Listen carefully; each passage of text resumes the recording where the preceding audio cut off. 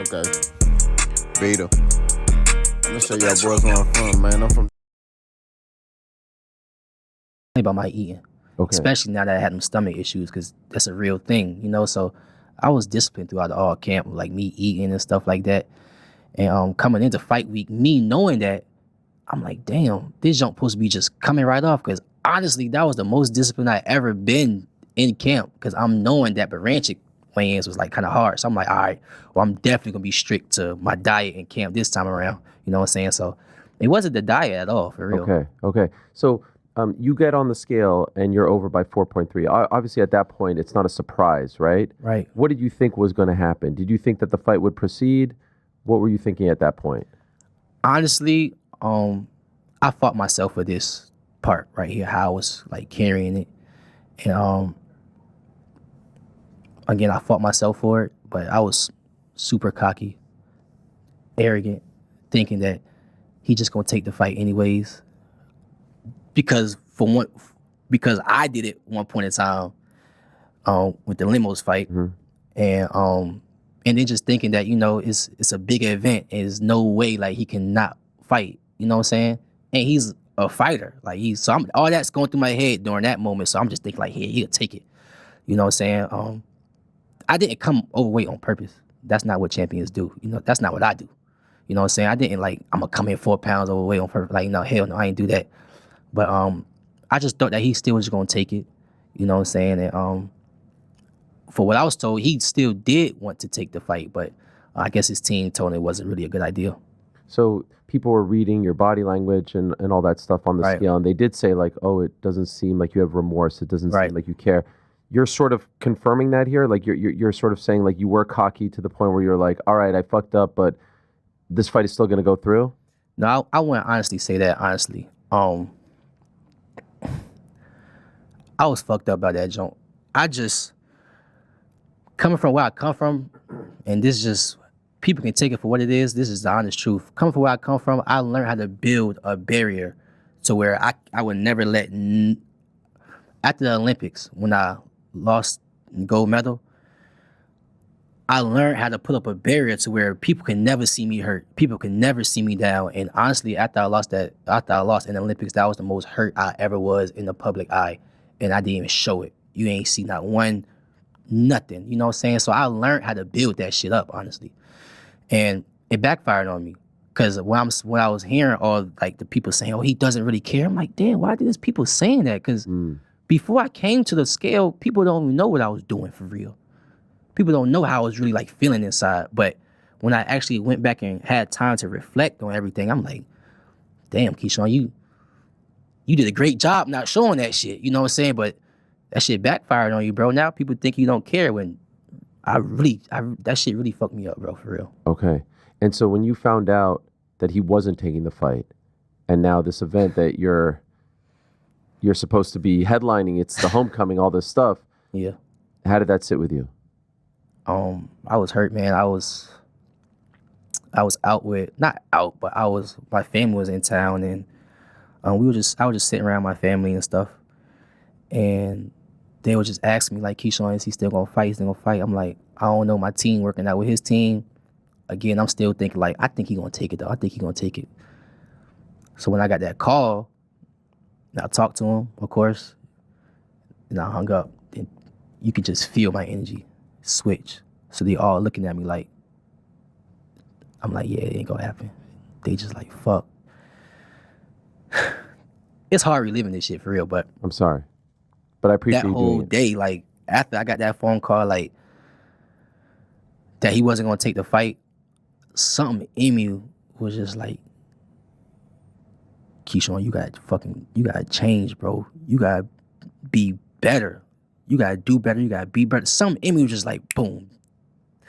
It was just like, boom. Like, everything hit me. Like, all my wrongs, everything that I thought that was right, that I could have just did better, it would just start hitting me. I'm like, damn. Now I gotta be in front of my people. I gotta explain this and explain that when something was supposed to be on a super high, now I'm on a super low. Like, just like that. It's like, fuck. Now we here. Was there a point where it's like, okay, we're talking about money, there's a negotiation, and like they wanted you to give up more or something, and you were like, no? Did it ever get to that point as far as, and was there more that you could have done to salvage the fight, or ultimately did they say, no, we don't want to fight someone who came in 4.3 over? I think it was more so like it was his team. It wasn't him, because they asked for like a significant amount of money. I'm talking like over 100.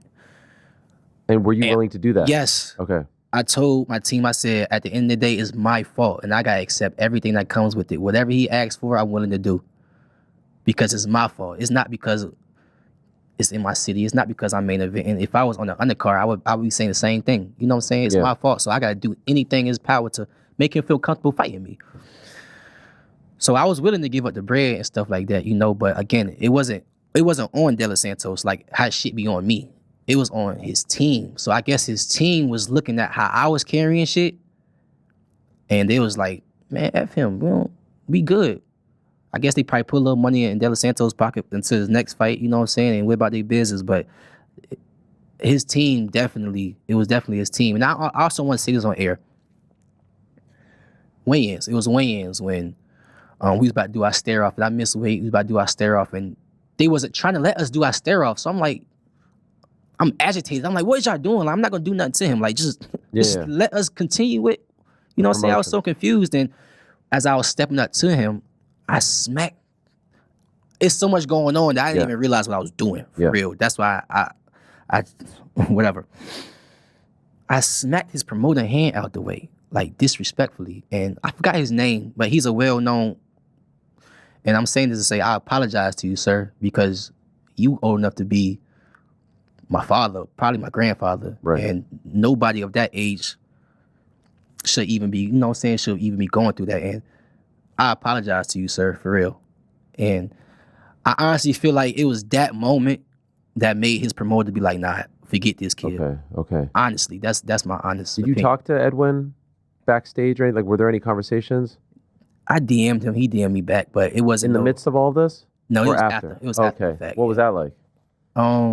We're skipping here, but just curious. Yeah. I asked for his number because I just wanted to talk about certain things, just to get clarity.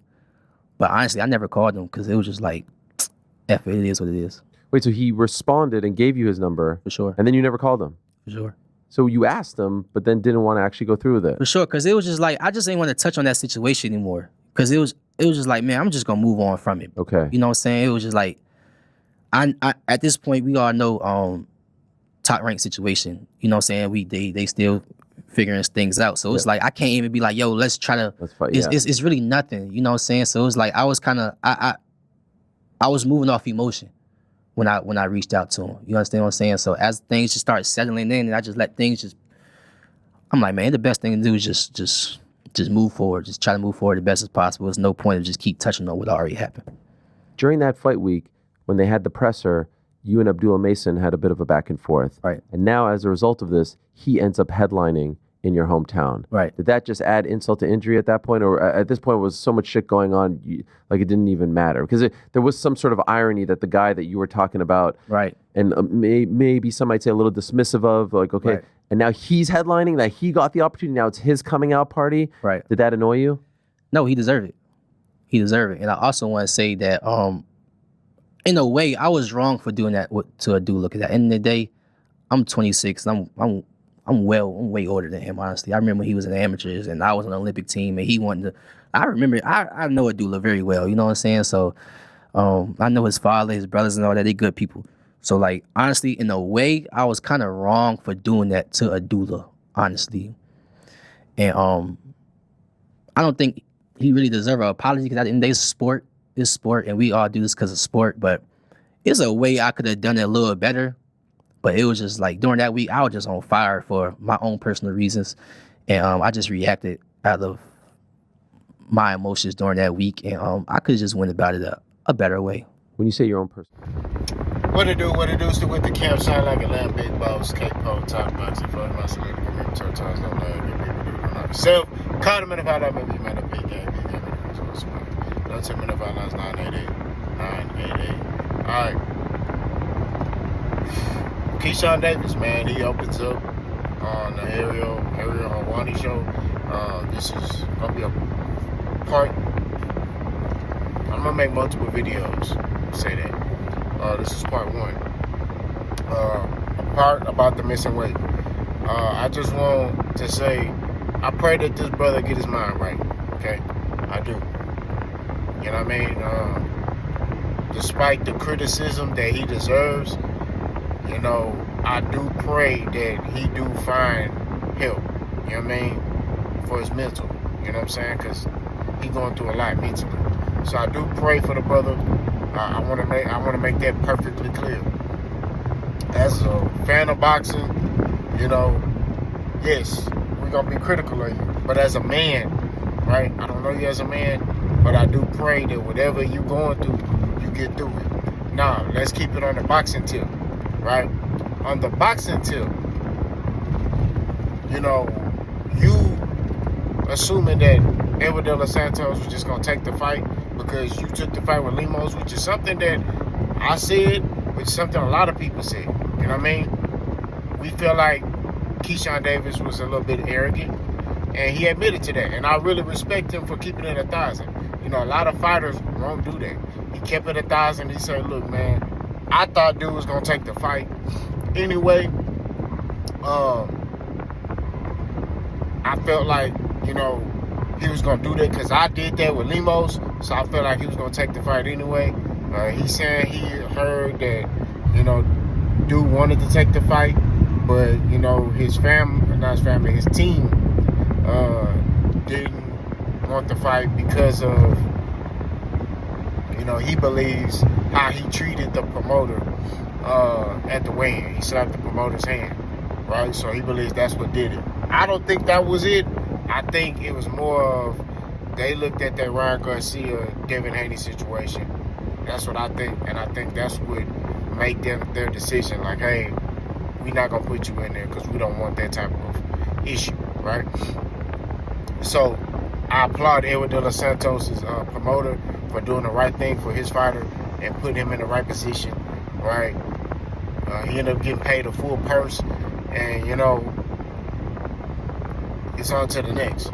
I do think Keyshawn Davis is apologetic because now I feel like because he knew he messed up on his money, right? He's starting to feel it money-wise, right? Top Rank don't got no plans for him for the rest of this year. They may have plans for him next year, but they making him feel it. You know what I'm saying? They put a lot of faith and trust in him, and he basically messed it over. You know what I'm saying? I think Keyshawn Davis wouldn't be as apologetic. Like originally when he apologized at first, I was like, I don't believe that he's apologetic. I believe he's apologetic now, but the only reason I feel like he's like that now is only because Top Rank don't have any opportunities for him. I'm not gonna lie to you. I could be wrong. He could really be apologetic. But I feel like now is because he's starting to feel it. You know? They don't have no plans for him. He ain't hearing nothing. You know? And he's their prized possession. He's their cash cow. You know what I mean? Keyshawn Davis is a star. You know what I mean? He's a great fighter, great little young fighter. And he has the charisma. He got all that. You know what I'm saying? But the problem with him is he messed it up. Right? So, but I really applaud him for taking ownership. But, you know, on a boxing tip, you kind of messed yourself up, man. So we'll see if he get another opportunity. Maybe he does. Y'all let me know what y'all think. Let's go.